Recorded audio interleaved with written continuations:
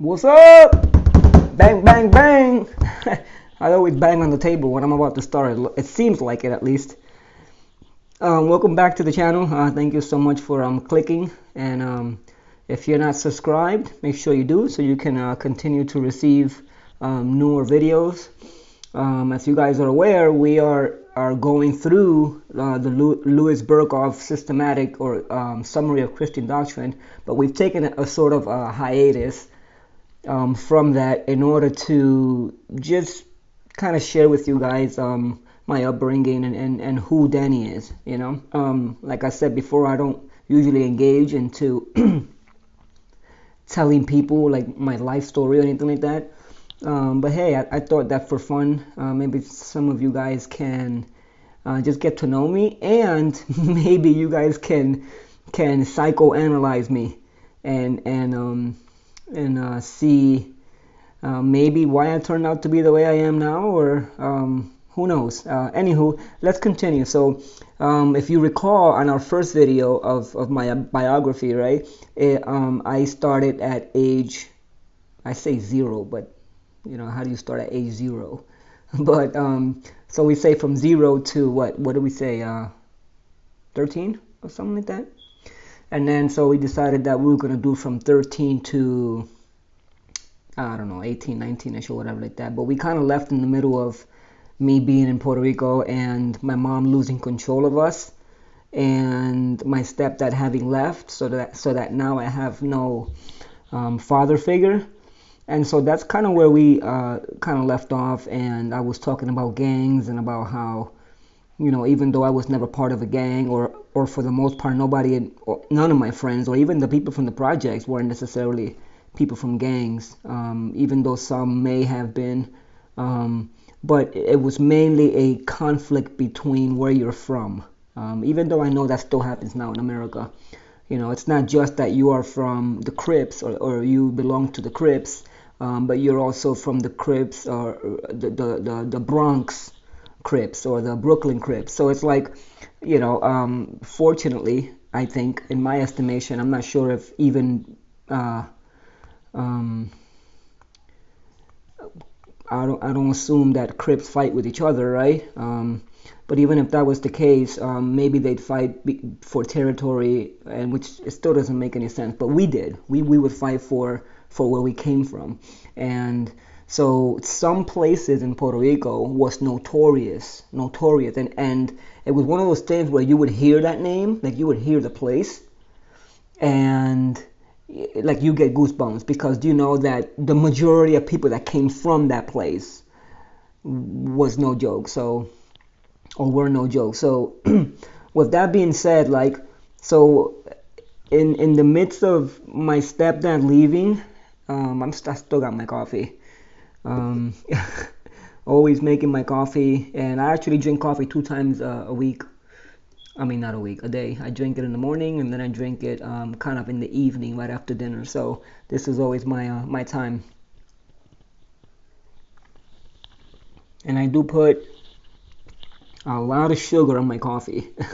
So anywho, let's keep it going. So I'm hoping to end the story of Puerto Rico. So what happened was, remember I said that this was a pivotal time in my life because of the fact that going from New York to Puerto Rico was sort of me already starting to decline, because of the fact that the stability that we had in New York with my stepdad began to decline, because not only did we go to Puerto Rico, which was obviously a country or an island that is not wealthy necessarily, you know. And so not only did we degrade in that sense by leaving America, but we also degraded in the sense that, like, okay, well, my stepdad left us, and then now it's my mom trying to raise three kids, and she never worked, she didn't work, so it's like the only income that we would get, literally the only income, was food stamps. So we just lived on food stamps. So there was barely any food in the house at any time, and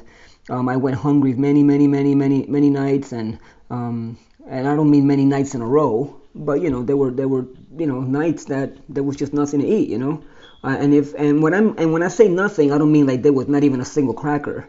Like, of course we'd have crackers or whatever, but we would have to, like, in order to get a real good meal, or a nice dinner, we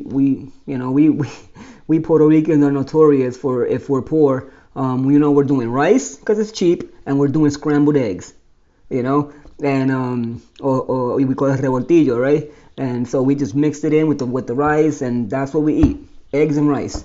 And so in that sense, of course, we would have dinner a lot of times that way, but for the most part, there were a lot of times when I actually went hungry.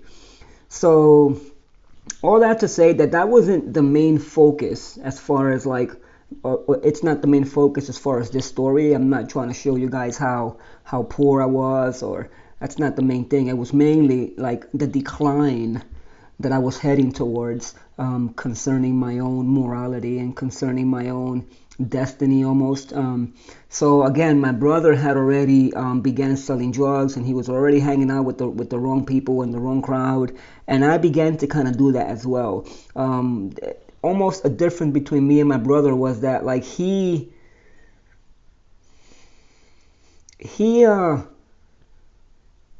you know let me go ahead and skip that for now, but just to say that, like, we were different. We grew up in the same home, we same parents, same everything, same exact upbringing, but we ended up being, like, even just in our character, he had a very high temper, very explosive, caring. He can be caring and stuff like that, but like I said, I remember many times getting into fist fight with him, and he would try to swing at me, and he would actually hit me like if I was his enemy. And whereas me, as his brother, it would be more like that's my brother. I kind of don't want to hurt him, I don't want to hit him. So it was never the same as me going out there and fighting somebody and with all of my anger trying to hurt that person, versus I'm fighting with my brother, like that's my brother, But at the same time, like, he kind of, like, drifted away into other things, and eventually he got caught by the law and, like, was doing some jail time and whatnot. So what happened with me was I actually stayed in the projects area, and that was basically my hangout spot. I played basketball, and then here's what happened at like age 16, 17, around there. Keep this in mind. Remember the ranks? A, B, C, D, right? There were some, and this is the crazy part. Like, I would be walking in the projects, right? And everybody knew me, and I knew everybody. Like, literally, like, we all knew each other, right? And so we kind of knew who was who, and to some degree, we kind of knew what people were capable of.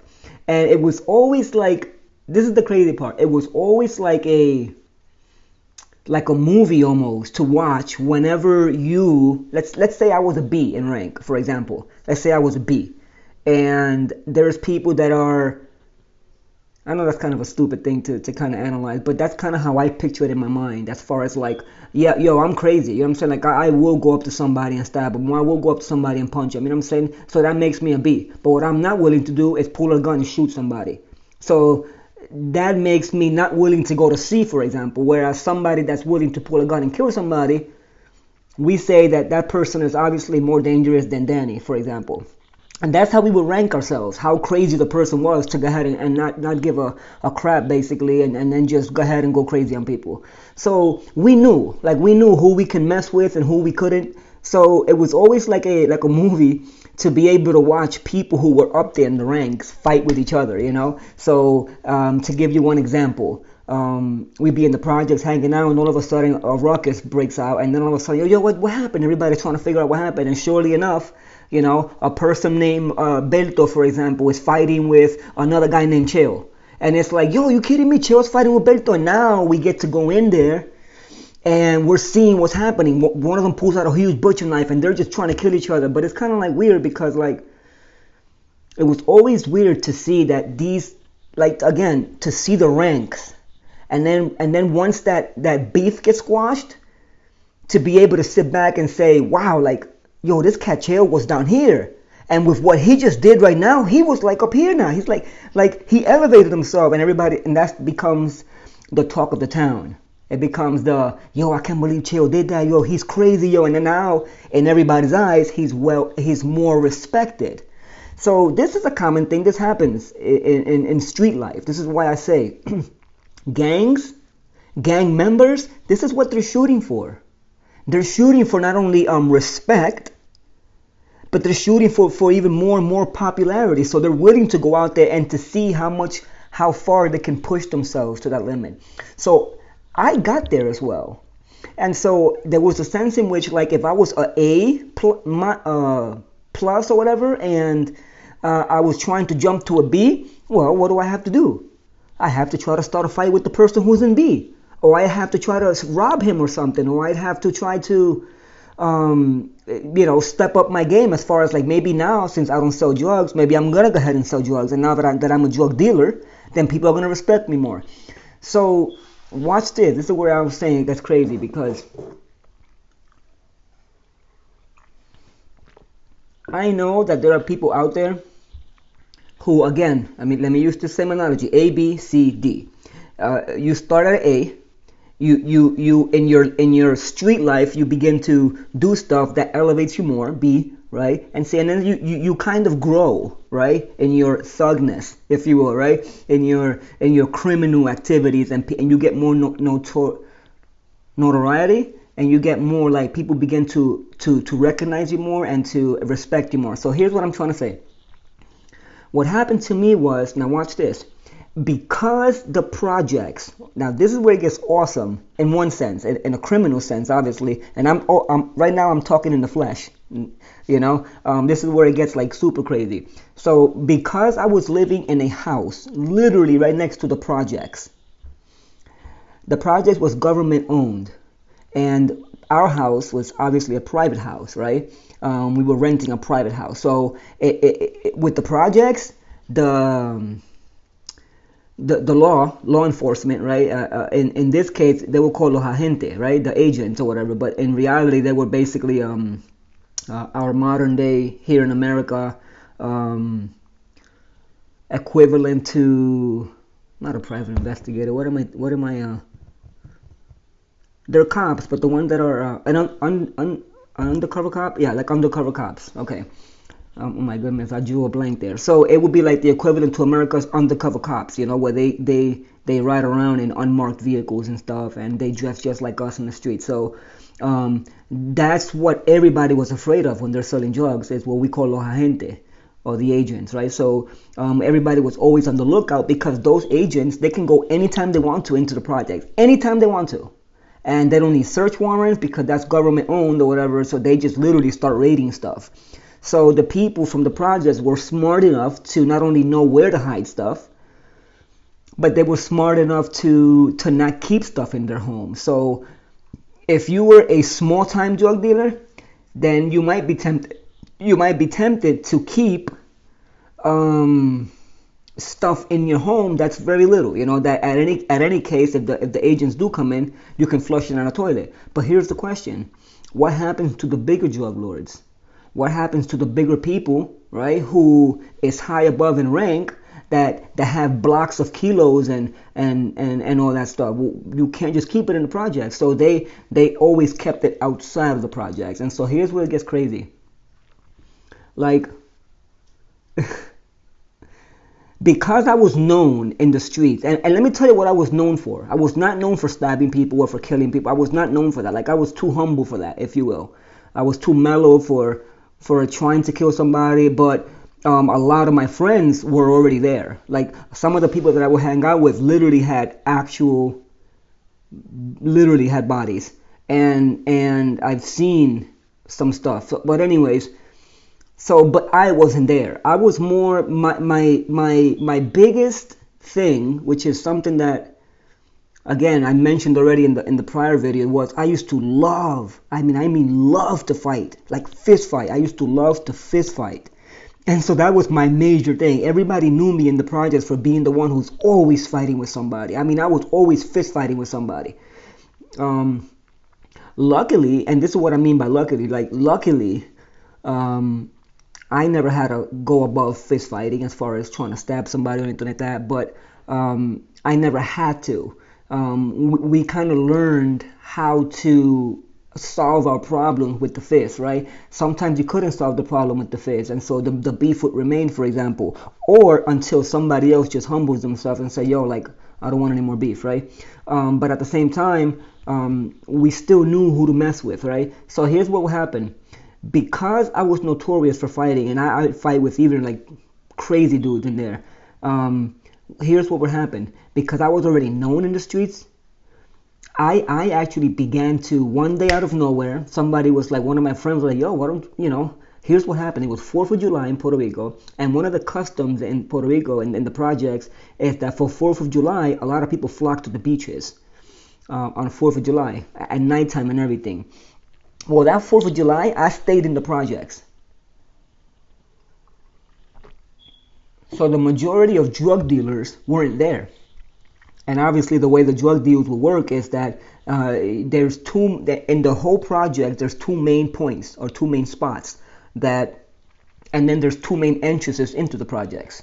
Only two main entrances by car, by vehicle. So you have this entrance and a clique of people who would always be inside in the heart of the projects, waiting for the cars from this side to go in and what we say capial and to buy drugs.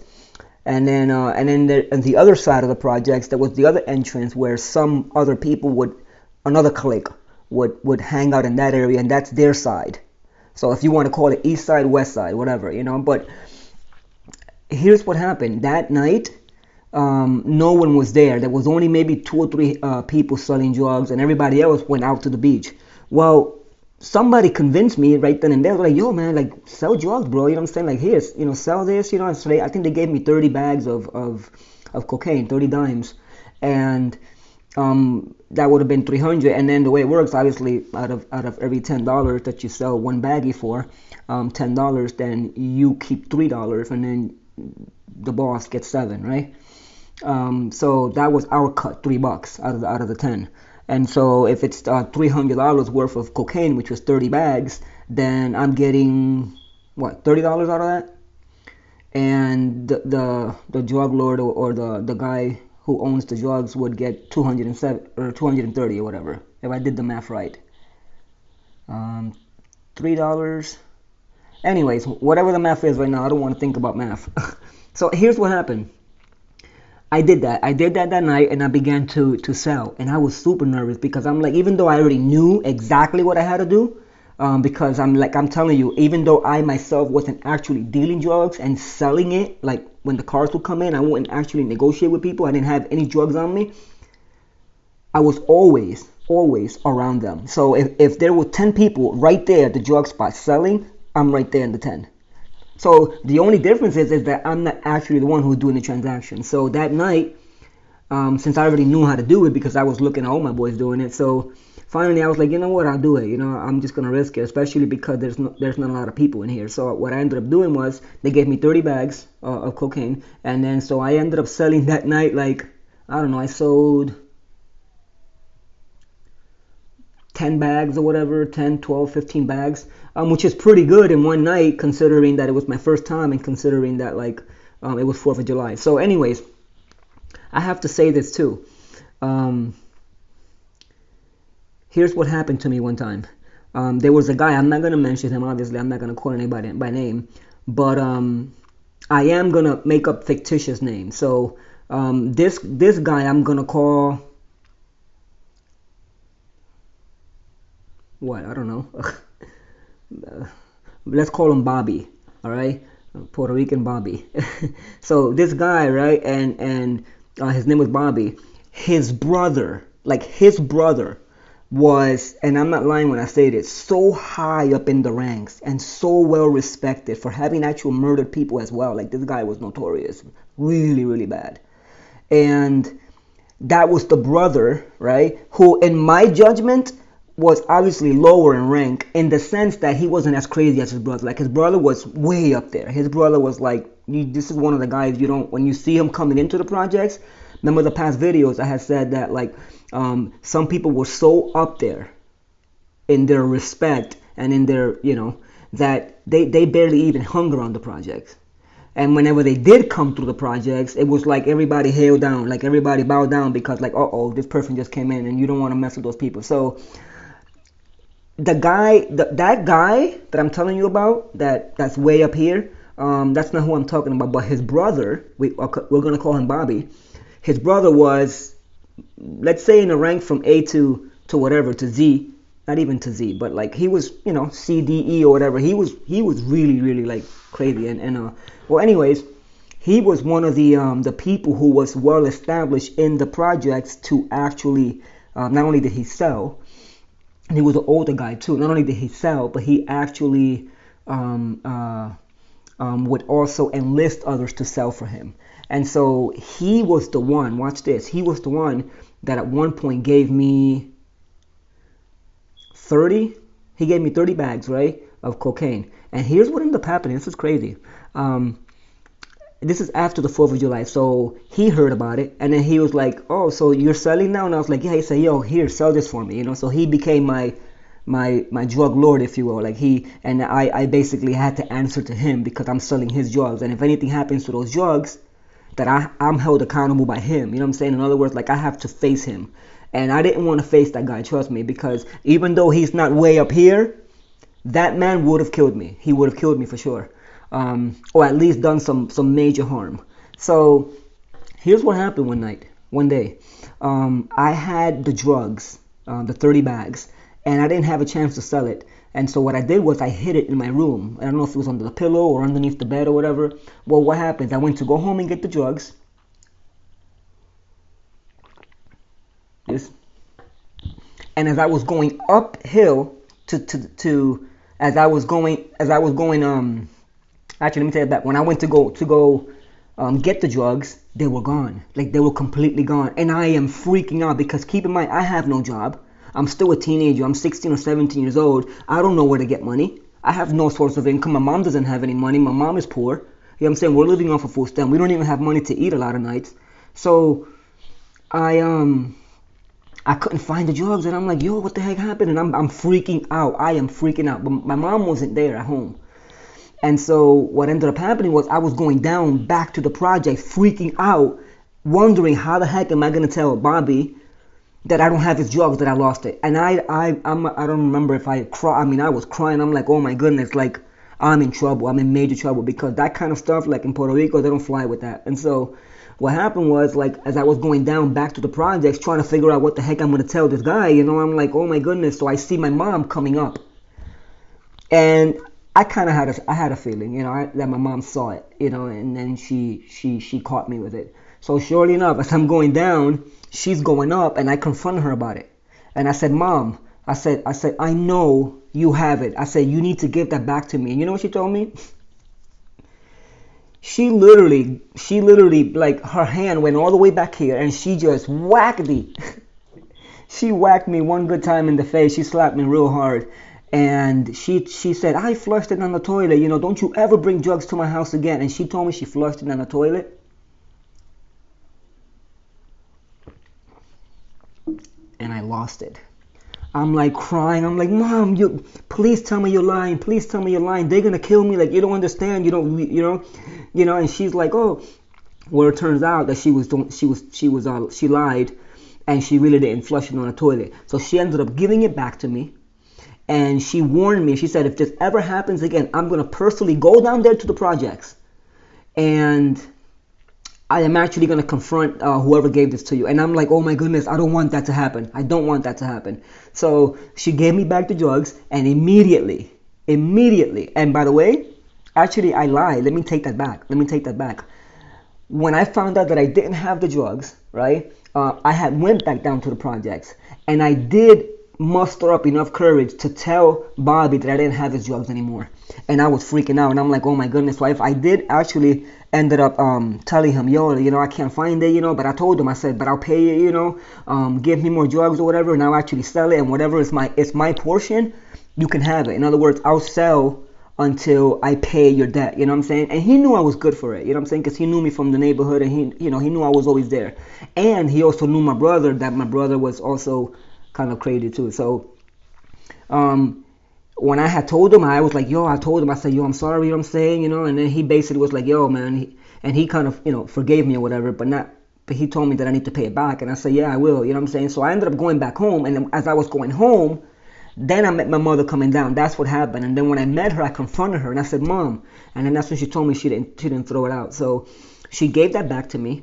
I went back to him, and I told him, I was like, yo, take your stuff. I don't want it anymore. Here, take it, And then he was like, oh, so you found it? And I told him, yeah, my mom, my mom. And so he was like, okay. He said, I understand that. So he, I gave him back the drugs. We were even, right? I didn't owe him anything else. And so from then on, I didn't mess with him. But other people, I was selling drugs for other people in the projects, right? Because, you know how that goes with the projects. You have different drug lords and different kinds of cocaine that in different bags. So you had the yellow bag, the red bag, the blue bag, the white bag, and so different customers would go in there to what we say capial, the different colors. So whichever color they deem more popular of the cocaine, that's the one that they would want to buy. And so I remember this, the red bag was one of the most popular ones in Puerto Rico, in our projects. So a lot of customers wanted that red bag, and it so happens that the Bobby guy had the red bag, so he had the real good cocaine. So anyways, again, oh my goodness, I'm 26 minutes into it, and I'm still almost in the same exact story, but here's why I want to share this, because what happens next, watch this. My attempt to sell drugs, I would say, took me very little in the scales. In my own eyes, it took me up a little bit more, and other people were seeing that, they're like, oh snap, Danny's selling now, so it gained me more respect, but almost relatively not much. But what happened next was the part where it got really scary, and then I was able to escape that. So I'm kind of tempted to go ahead and do it, but I don't want to go really past 30 minutes. So let me go ahead and oh my goodness. You know what? For the sake of continuing this and kind of ending and not continuing the whole series of more than 4 videos, let me go ahead and finish it. Thank you for sticking by and being patient. So watch this. So keep in mind that the drugs that remained in the projects were not allowed to be there because it was, because of the cops. And so it was best for them to have to keep it outside of the projects. Now, here's the question. What do you think happened when they began to compute in their minds that, hey, where can we keep the greatest majority of our drugs, right?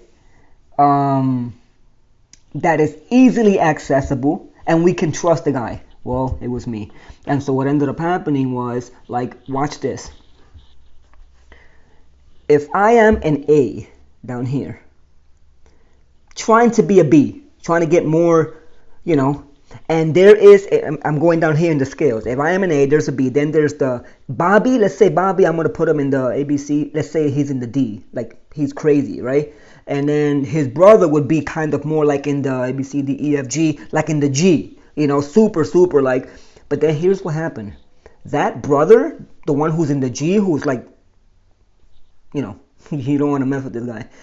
He had 2 other sidekicks that he ran with. 2 others. And those 2 were probably even worse than he was. And out of those 3 guys, again, we're going to call them 1, 2, and 3. Out of those 3 guys, the one everybody knew in the projects, he was the one who was running the entire show. And I mean the entire show. And we all knew who it was too. And every time that man's name was mentioned, like, you're mentioning the 1-2 in some degree. At least we couldn't see.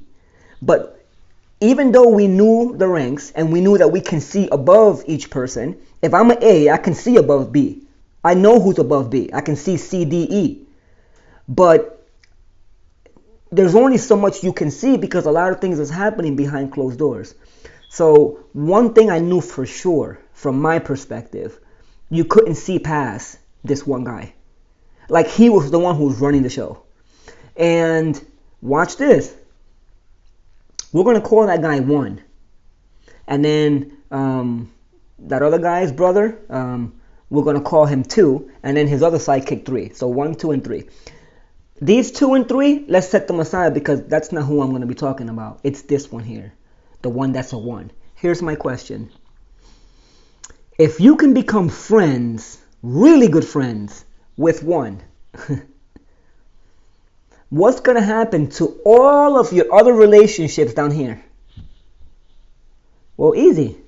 Nobody's going to be able to mess with you. You are going to be literally untouchable.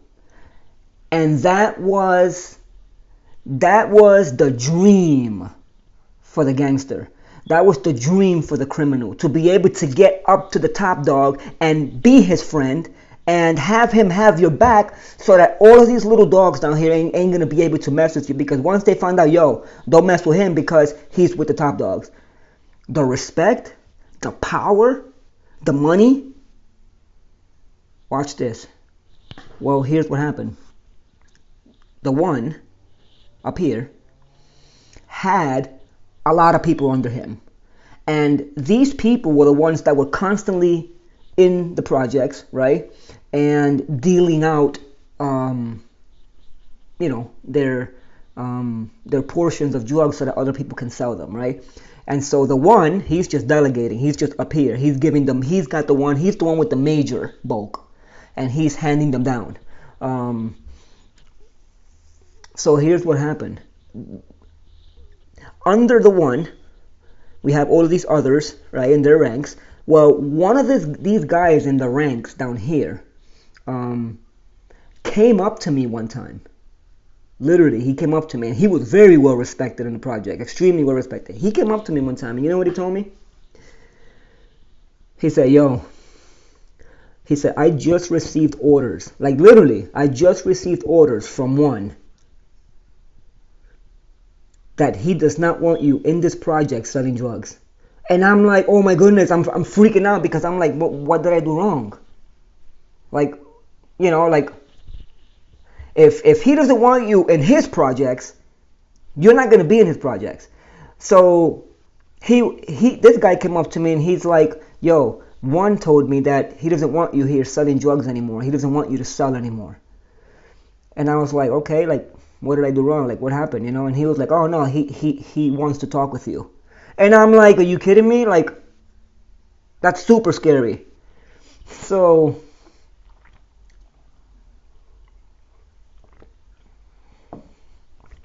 long story short, the meeting happened. In fact, let me take that back. The meeting never happened. But his delegates, my meeting with them did happen. And this is what ended up happening.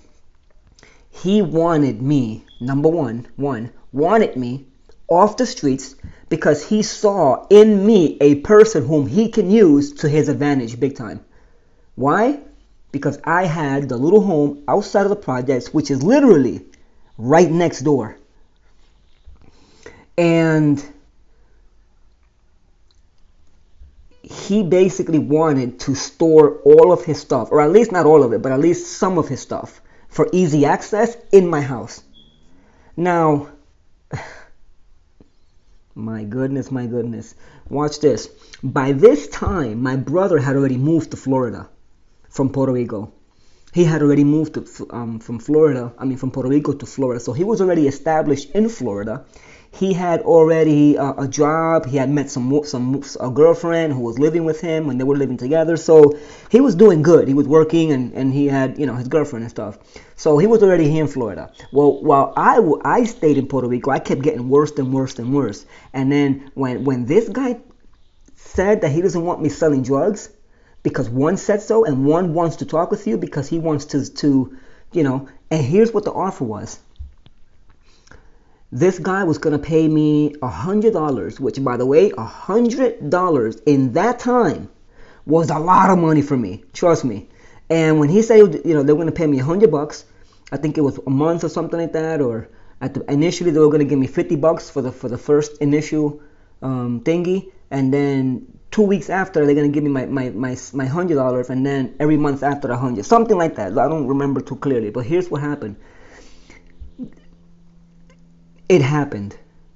It came time for me to pick up the product, right, that they wanted me to store in my house, so that whenever they made the call, yo, Danny, we need such and such, then I would go home, get the product, and bring it to the project. And that product or that stash would be safe in my home, because if they can't they need a search warrant and all that stuff. So that's what happened. So here's what happened. I said, in my mind, I'm like, wait a minute, I have options here. I have two options. I can say no to that, right, and lose. This is why I'm telling you guys, I know the street life. This is the exact same thing that these gang members are doing. People are doing this all over the place. I could have said no and lose that huge opportunity to bump B, bump C, bump D, E, F, and G. I'm dealing with the top dog now. And by the way, if I have his stuff with me, you can guarantee that I am untouchable. No one in the project will be able to touch me. No one. That was extremely coveted. And I'm like, oh my goodness, I cannot say no to this. Like, this is the opportunity of a lifetime right here. I know how stupid this sounds, but this is the opportunity. And so naively, I said yes to that. And pretty much because I was also afraid to say no, Not at all that they were going to kill me if I said no, not that. But rather that's an opportunity that fell in my lap. And I didn't have to commit any crimes as far as like killing people or stabbing people or, robbing. I didn't have to do any of that stuff. The only thing I had to do was stash that stuff in my house, which is still a crime. I'm just saying, like, as far as violence, I didn't have to do that to gain notoriety. No, I can never pronounce that word. To become notorious. Anyways, that's exactly what happened. Watch what happened. On my first stash, right, I met with the guy down here, and he literally handed me, this is super scary. He literally handed me 2 or 3 plastic bags that were pretty heavy, shopping bags. Handed me 2 or 3 of those, and they were pretty heavy. I didn't know what was in that until I got home. And handed me 2 backpacks that were kind of heavy as well. And so here I am with 2 backpacks, plastic, like shopping bags, and I'm taking that. And by the way, no vehicles. I'm walking. I don't have a car. You know what I'm saying? And a lot of people didn't have cars at that time either, as far as like people in the project. So I'm going into the projects to get this stuff because they had delivered it into the project really quick to get it out of there to give it to me. Well, I go into the projects, meet with the guy. He gives me all this stuff so I can take it home. Which, now that I'm thinking about it, it's like that doesn't make any sense, because it's like these people risked me walking out of the project with that stuff and getting caught with it. Well, here's what happened. I walk out of the project with it. I'm walking home, and when I ended up getting home, I was super nervous because I'm like, first of all, I don't know where I'm going to put this, in light of the fact that my mom had already caught me with drugs in there. So I forgot where I put it, but I remember hiding it, right? And when I actually opened up the backpacks and the bags and stuff like that, like, the bags had tons of cocaine, pure cocaine. It had bags of cocaine mixed with I don't know how you say it in English. We say colte, with the other white product or whatever that is mixed with the cocaine, that were already prepped. And so tons and tons and tons of cocaine. It was mainly cocaine, basically. And lots of them already pre-made inside the red bags. Watch this. What was in the backpacks? Well, first of all, in the actual plastic bag, the reason why it was so heavy is not because it was in the plastic baggies, and there was a tons of those. There was literally 2 blocks, 2 kilos worth of like pure cocaine. And I'm like, oh my goodness, like, yo, like I went from going to little small baggies to actually having kilos in my house. And the crazy thing about it is that if I would have had gotten caught with half of that stuff, I probably would have still been in jail today. The thing, we don't think about these things. We're thinking power, money, respect, especially the respect, the power, you know. The money, listen, even if he wouldn't have offered me any money, just the fact that I was able to gain that kind of fame, if you will, and respect from the people, because no one will be able to touch me. I can walk around freely, you know. So that's what people are doing to this day. So when I found out what was in there, but here's the question, what was in the backpacks? That was the most scary. When I opened up the backpacks, ski masks, black ski masks, guns, bullets, machine guns, obviously not the long machine guns, but like the Uzi types, let me tell you something, clips, bullets, super terrifying stuff. I had no idea that I'm actually holding on to. Anyways, that's what ended up happening. And so it's in that context of me finding myself already in that situation, which is, listen, I don't care how you slice it, that situation that I was in cannot possibly get any better. As far as like, it's only going to get worse from there. Because I'm either going to get caught, I'm either going to be tempted to do even greater things, because this is where I already am right now. What happens if I get caught with it? I have to stay shut. I can't say who gave me that. And if I do, I get killed like that. And these people, like, and I know that for sure, they would have killed me. I had to stay quiet. So I would have had to, how we say in Puerto Rico, hacer buche. Suck it up and do your time. And it was in that context of me being stuck in there. Now, it only lasted for a month or two. And there was a sense in which I was so petrified that I had said yes to that. I was trying to find a way out of that. I'm like, oh my goodness, I cannot believe I'm actually doing this right now. So,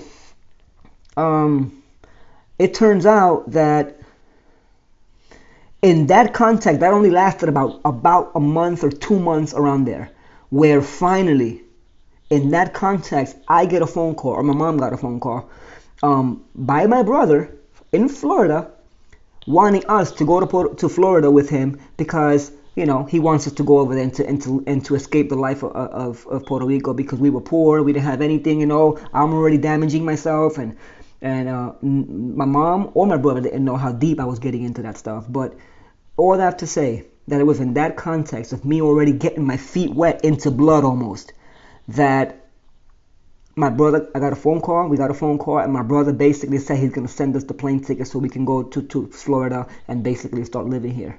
And so, listen, I jumped on that wagon immediately. And what happened was, I was kind of nervous to tell the guy down here, to tell one that I can no longer do it. Now, by the way, let me also say this. Even though I am putting one way up here where he actually was, as far as, you know, being notorious, that's not to say that I never met the guy. Like, he actually would hang around the projects lots of times. Like, he would come every so often. And when he did come, he would hang around with us. So we knew him. We knew him by name. We knew him by... And sometimes he would talk with me. So he knew me. It's not like he's picking a random guy. So that knowledge of each other, right? It wasn't like it's new to him. It's not like he's thinking, oh, Danny's going down to Florida, he might snitch me or snitch on me. Like, he didn't... That didn't cross his mind. And that was the lucky part for me. Was that because I kind of have a sense of like he knew about me. He knew that I could be trusted in that sense. So when I went up to him, like, I literally, this time I actually went up to his guy underneath, and I told him about it. And then he was like, okay, well, let me talk to one about it. And then he basically was like, I actually got a chance to talk to one by myself, and I told him, hey, listen, and he knew my brother. I said, listen, no beef, nothing, what I'm saying? I'm giving you your stuff back, what I'm saying? But I can no longer do this because my brother, whom he knew, my brother sent the plane tickets, and then he was like, oh yeah, that's fine, just give me my stuff, and me and you are good. And so I'm like, oh my goodness, thank God, and so what I ended up doing is I went home, I brought that stuff back down, and I gave it all to him, and I'm like, oh, I was out, and I think he gave me $75 or something like that. And it's like, you look at that stuff now and you're like, wow, I'm willing to throw away my entire life, mainly for popularity, for the respect that I was gaining. And I was throwing my life away, literally.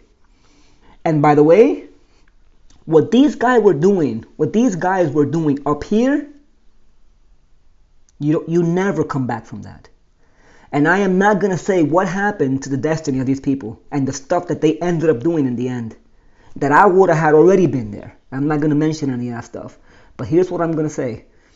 When my brother sent the plane tickets, I ended up like hopping on the airplane, and here I am now in Florida. I was 18 when I moved to Florida.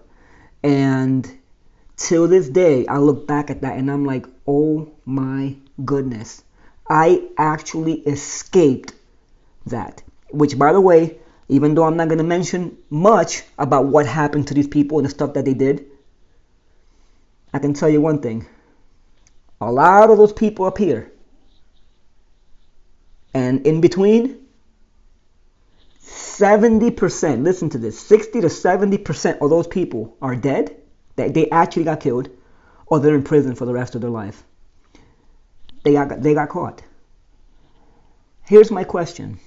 Where do you think I would be among that 100%? Will I be in the 70 or will I be in the 30 that actually escaped? By the way, the 30 or the 40 that actually escaped can live to say, yo, I can't believe that I used to do that. I don't know what you can get out of this. Maybe you're in the same exact situation that I am, that I was, that at one point in your life you saw an opportunity to become more popular, more famous, and to gain more respect from people. Listen, it's never worth it. I'm going to say a Spanish phrase, and I'm going to translate it in English. And this Spanish phrase is well known in Puerto Rico. Everybody knows it. And some of you who are Spanish and Puerto Rican know already what I'm going to say. El amigo es un peso en el bolsillo. I'm going to say it again. El amigo es un peso en el bolsillo. What does that mean? A friend is $1 in your pocket. We took that serious as far as a slogan. But practically speaking, we didn't. Our parents drilled that into our brains. Friends? They're not your friends. They'll backstab you. They'll trade. They would literally go against you in a heartbeat. Don't trust anybody in the street. No one is your real friend. They're not your friends. We had to learn the hard way. I, luckily, by the grace of God, if you will, obviously it's not luck. This is why I said last time in the last video that I am where I am by the grace of God. But like, a lot of people are here now. Right now, as I'm speaking, you could be one of those people who are in that boat. You got into a boat. You don't even know how to go back because now you want to continue to sail that boat and to jump on bigger boats so that you can gain respect and love from other people in the streets. Those people ain't going to love you. Because why? They're seeking the exact same thing that you're seeking, which is power and popularity and fame and money. And if you think that they're not going to trample over you to get it, don't fall victim to that. Escape that while you can. Like, leave your pride, leave your ego. Stop trying to be an A to a B to a C to a D so that then you can gain the popularity that you want so that people can respect you now. Oh, whenever I go down the street, people are like, oh, that's John. Oh, that's Billy. You don't respect that cat. Listen, there's always somebody bigger than you. I said that even one, for as high as he was, had somebody over him. I couldn't see it with my limited vision, but there's always somebody out there who's bigger than him. And there's always somebody else out there who's bigger than you. So if this is where you're at right now, leave it. Like, leave the ego behind. Like, it's not worth it. A lot of guys get lucky. Again, I'm careful with saying the word lucky, but a lot of guys escape it. A lot of guys escape that life, and most people don't. So that ends the story of my teenage years, and it catapults me into a new era in my life, having escaped massive corruption. Now, here's the question.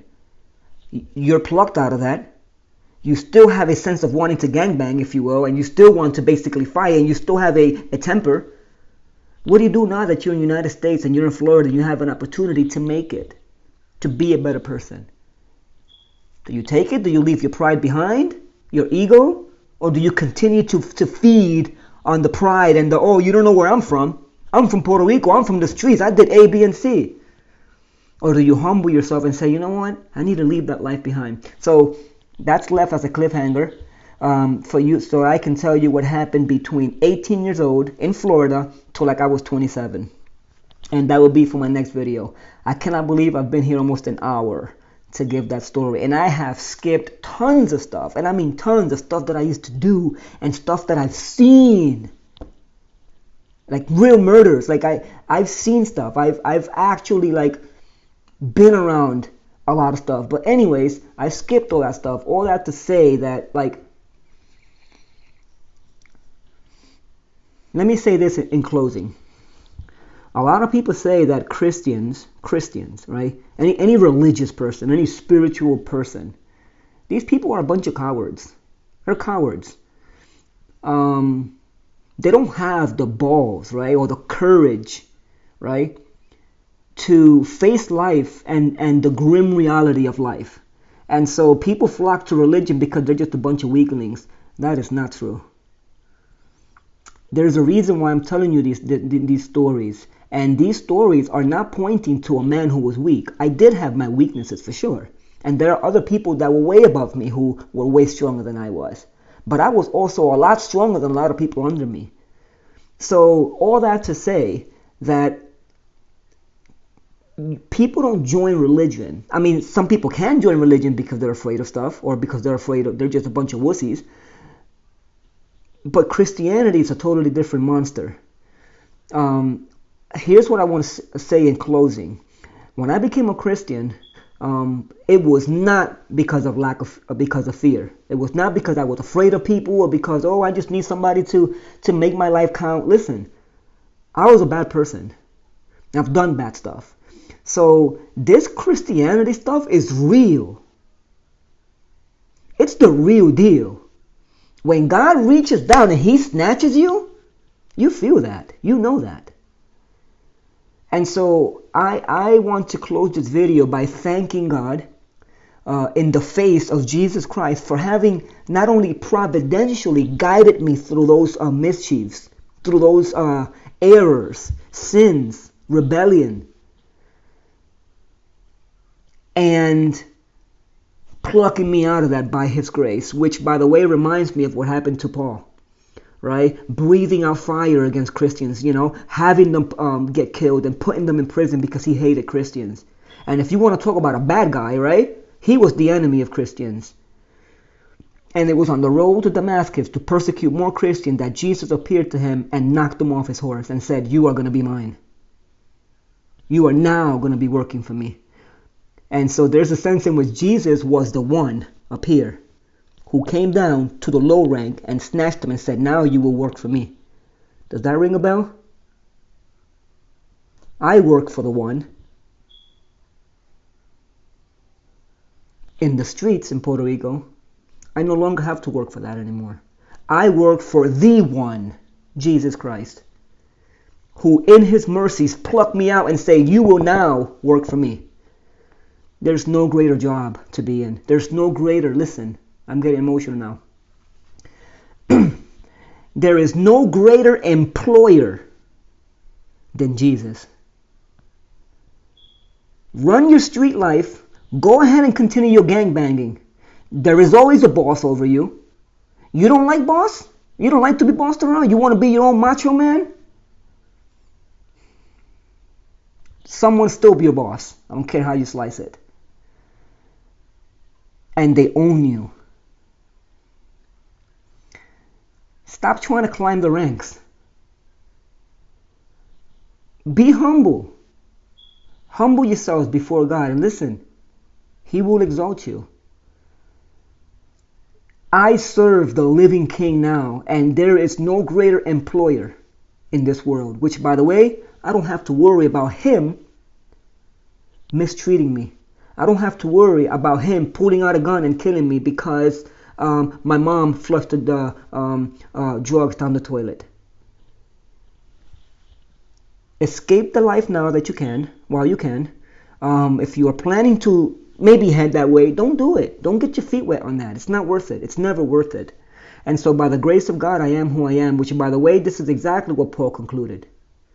If you read the book of Galatians, he says that in chapter 2, I believe, where he basically said, chapter 2 or chapter 1, I should know this because I've been teaching the book of Galatians, but where he basically gave his testimony, and he basically said that, but when he, that is Jesus, right, has set me apart before I was born, or the Father, when he, the Father, has set me apart before I was born. Watch this. Before I was born, right? When he has set me apart before I was born, right, and was pleased to reveal his Son to me, in order that I may preach him to the Gentiles. What is he saying? God the Father has always chosen me. Yes, I was doing the evil, bad stuff, but I was still in God's mind, and I was still one of his chosen ones. And he used that, plucked me out of that, and was pleased to reveal his Son to me. And now, Paul is saying, now I work for him. And I hope that that's true for you. I hope that's my prayer for you. That if you are tempted to go into the drug business, or if you are in it now and you think you're the biggest drug lord and you think that you are the biggest gangster, you're not. You're not the biggest gangster. There is no such thing as the biggest gangster. You want to know who the biggest gangster is? You should know the answer to that. Who is it? You can't name him, can you? Because he doesn't exist. They're dead or they're in prison. That's no gangster to me. Watch this. Again, I'm going to close this definitely under an hour. And seek the Lord while he may be found. Draw near. And I pray that God will draw near to you and rescue you out of that. I pray that you are one that God has chosen you from eternity, that you would belong to him, and that he will be pleased to reveal his Son to you, that you may escape the ravages of the street life. God bless you. Thank you so much for watching, and I'll see you in the next time when I begin to tell the story of when I was 18 to 27-ish and a new phase in my life. So again, God bless you. May God graciously keep you. May he cause his face to shine upon you. May he give you peace. And may you be found by him. I'm not sure how that sounds to you, but may he be gracious to you and find you. Amen.